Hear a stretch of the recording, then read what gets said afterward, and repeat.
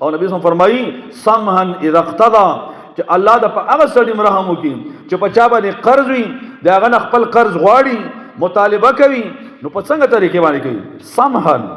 په سماحت سره په نرمۍ سره یره ورغلا قرض مې در کړو هغه مال ډیر وخښول هغه د قرض ډیر وخښو خیر ما ته مال کې سم ضرورت باندې یا نور داسې الفاظ چې هغه د نرمۍ والا الفاظ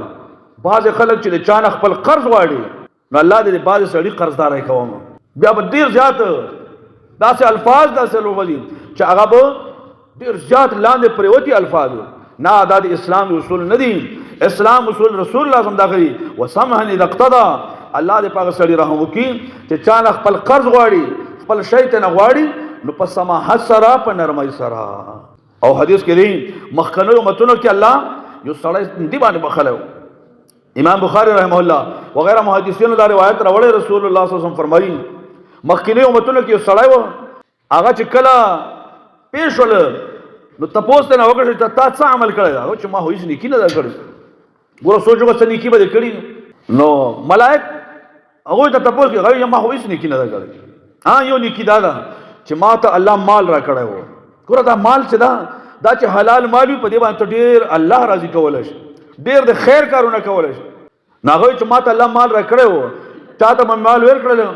خیر دا ما ته 15 ورځې بعد راکړي یو سړی دا به وکړه هغه ډیر زیات محتاج ده بیا سره دا خیر میاشت بعد براکړي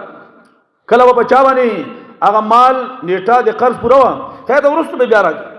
دا یو کار مې کول ملائکه ته الله رب العالمین څو فرمایل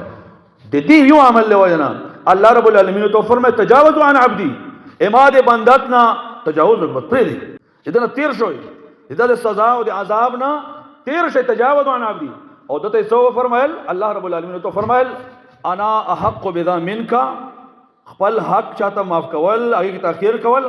الله فرمایي دې زړه زیات حقدار ما ته ما یو بندوي امام مخلوق سره د معاملات کړی دي او نه تجاوز کړی دا او ته مهلت ور کړی دا او دې معاف کړی دي الله فرمایل نحنو احق بذا منك اته زړه زیات حقدار ما صای ما بندا ما ته بخنه